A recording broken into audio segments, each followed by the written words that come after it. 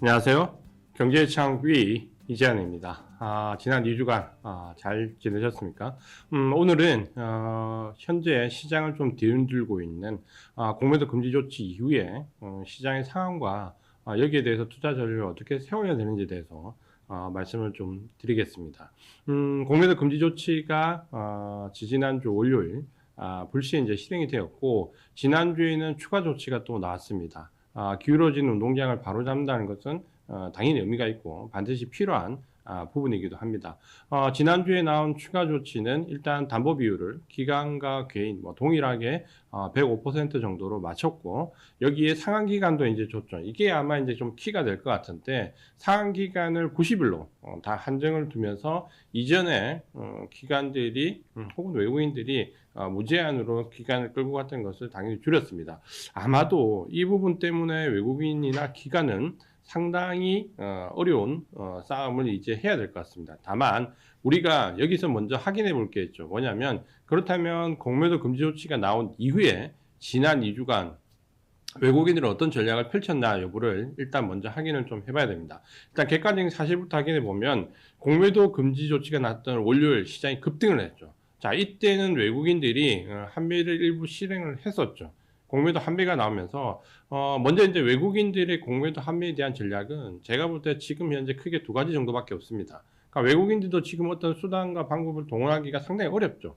그러다 보니까 첫 번째는 외국인들이 한매를 적극적으로 하면서, 그러면 지금까지 공매도가 굉장히 많이 쌓여있죠. 2차전지를 비롯해서 로봇이나 일부 종목들이 굉장히 급등을 할 수 있죠. 그러니까 적극적으로 한매에서 급등을 야기를 하고, 대신에 여기서 나오는 손실을 파생상품, 선물이나 옵션을 적극적으로 매수해서 공매도에서 환매에 의해서 나오는 손실을 파생상품에서 이걸 보존하는 해지 전략으로 가는 경우가 첫 번째죠. 요게 이제 우리가 공매도 금지 조치가 나왔던 첫날이고, 이렇게 되면 지수는 굉장히 급등을 할 수 있겠죠. 그러니까 이런 모델이 어떻게 보면 우리 개인 투자가분들이 좀 원하는 모델이었는데, 문제는 이제 그 하루를 제외하고 나머지는 주가 흐름이 상당히 지지부진하죠. 두 번째 전략이 바로 그겁니다.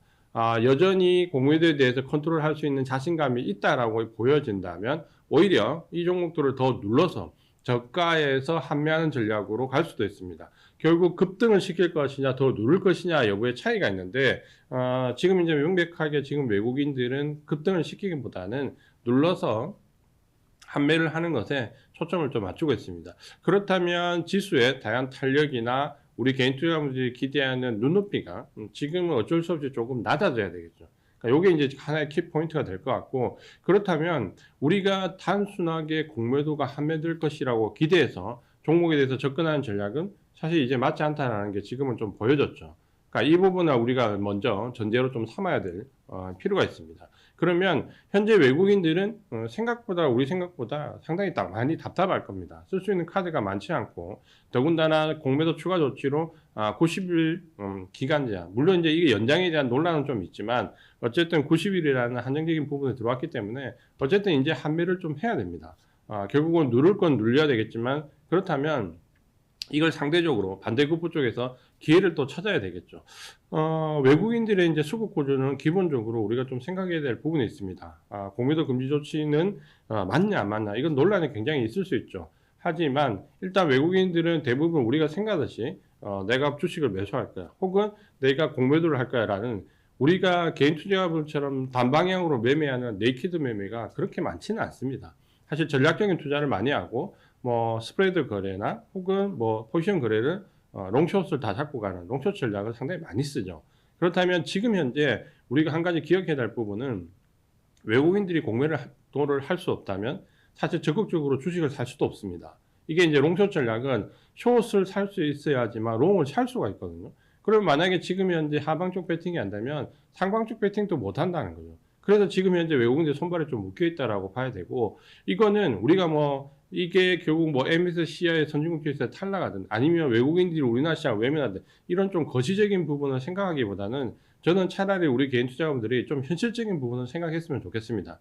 우리가 거시 경제를 책임져야 되거나 혹은 그런 부분들을 염려해야 될 위치는 아니잖아요. 그렇다면 지금 현재 우리가 지금 가장 많이 생각해 봐야 될 부분은, 그렇다면 외국인들이 롱숏 전략을 못 펴? 그러면 이런 상황에서 외국인들이 적극적으로 주식을 살 수 없어? 그럼에도 불구하고 외국인들이 과연 주식을 사는 건 어디냐 여부를 오히려 더 현실적으로 체크하는 게 가장 중요하겠죠. 이런 롱숏 전략을 펼칠 수 없음에도 불구하고 외국인들이 사는 종목? 그럼 그게 정말 주도주가 되지 않겠습니까? 그러니까 이런 관점으로 접근하시는 전략이 상당히 필요하고, 그렇기 때문에 지금 외국인들이 지난 2주간 뭘 샀는지 면밀히 따져봐야 됩니다. 이게 가장 중요합니다. 지금 공매도에 대한 제도나 혹은 이런 부분에 포커스를 맞추기보다는 지금 이런 상황에서 외국인들이 어디를 매수하고 있냐, 이걸 파악하는 게 오히려 현실적으로 가장 중요합니다. 그래서 외국인들 수급 구조를 살펴봤더니 일단은 외국인들은 반도체를 굉장히 많이 샀다고 그러죠. 매집했던 물량의 80% 이상의 반도체, 삼성전자나 하이닉스를 비롯해서 반도체 쪽에 상당히 좀 집중을 했습니다. 그러니까 요게 우리가 가장 키포인트로 생각을 해야 될 거고, 그렇다면 주도 섹터가 나왔는데 어떻게 매수해야 되냐를 본다면, 일단 미국 증시는 지난주 옵션 만기를 지나고 난 뒤에 이번 주에 방향성이 나올 건데, 미국 증시 자체가 지금 나쁘지 않잖아요. 어쨌든 장기 국채 금리는 꺾였고, 지금 현재 증시에 대해서 어느 정도 우호적인 환경이 만들어졌고, 경기는 생각했던 것보다 나쁘지 않고, 동행지표는 잘 나오는. 그래서 국채의 변동성 지수를 차트를 잠깐 하나 보면, 지금 보시는 것처럼 국채의 변동성 지수가 굉장히 떨어졌죠.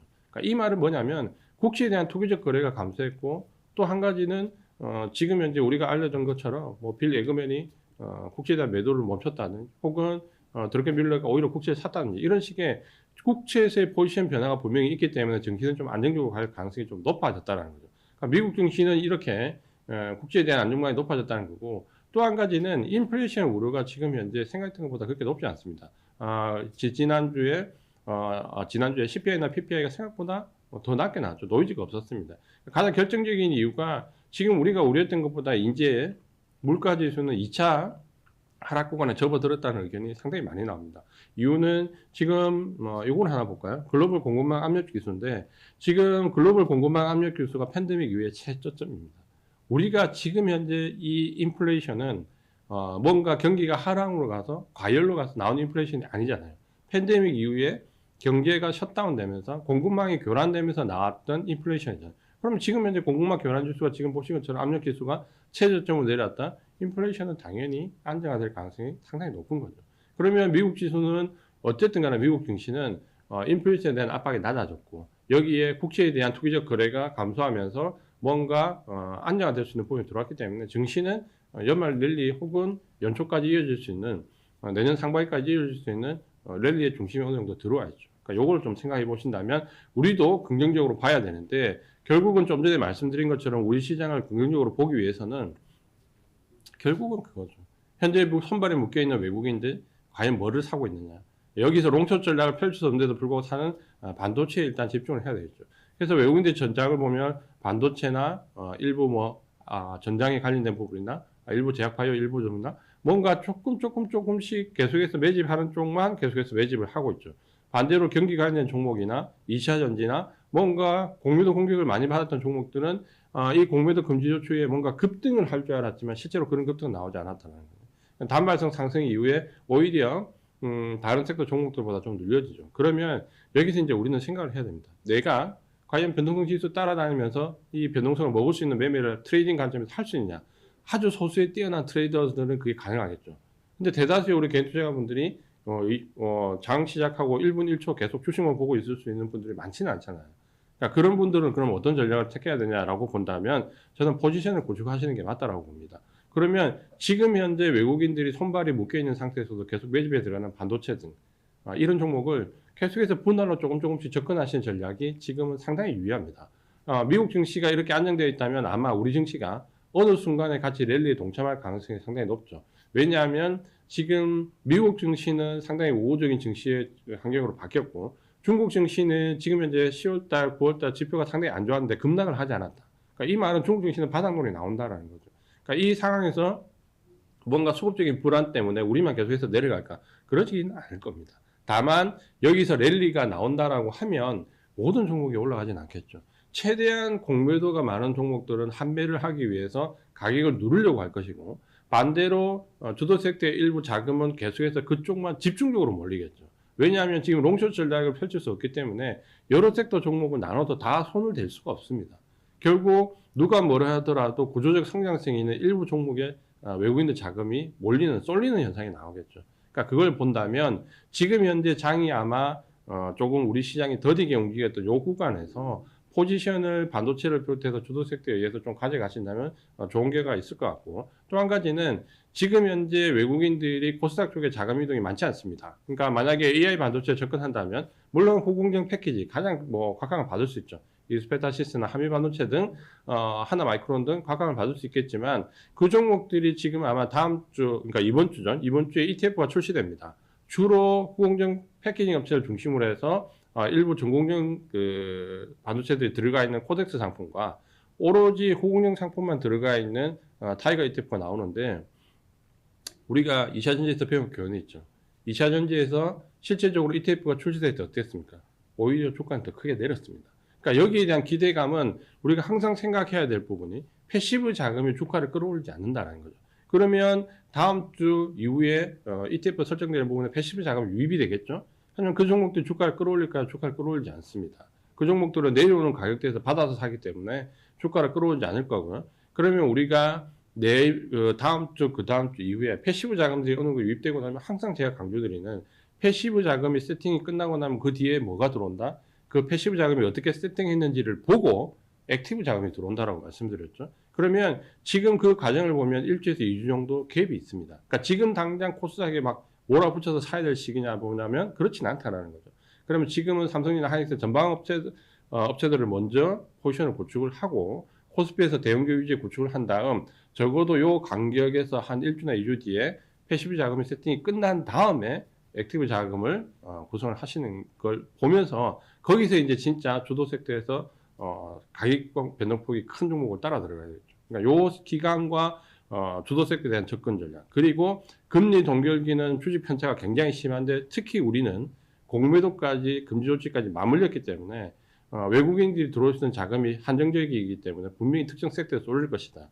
이 연말에 특정 섹터, 예를 들면 하이닉스가 갑자기 크게 급등을 한다든지 이런 현상이 올 수 있습니다. 그러니까 여기에 포커스를 맞추면서 시장의 눈치를 보면서 지금은 외국인의 수급을 면밀히 관찰하면서 대응을 하자. 이번 주는 투자 전략을 이렇게 말씀을 드리겠습니다.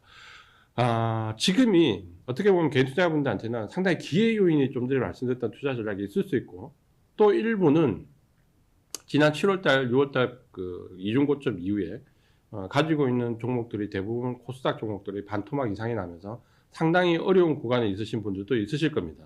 저는 여기서 조금 가감해질 필요가 있다고 봅니다. 그러니까 결국 시장이 밀릴 때 우리가 방어적인 태세를 취하지만 뭔가 공격적으로 전환해야 될 시점이 오면 가감하게 교체를 해야 됩니다. 내가 과연 예를 든다면 물려있는 이 코스닥, 2차전지나 로봇이나 일부 종목에서 내가 본전을 회복할 것이냐, 아니면 이걸 가감하게 반도체 등 주도 섹터로 옮겨서 한번 대응을 할 것이냐, 여부는 한번 좀 가감하게 결정을 좀 내리셨으면 좋겠습니다.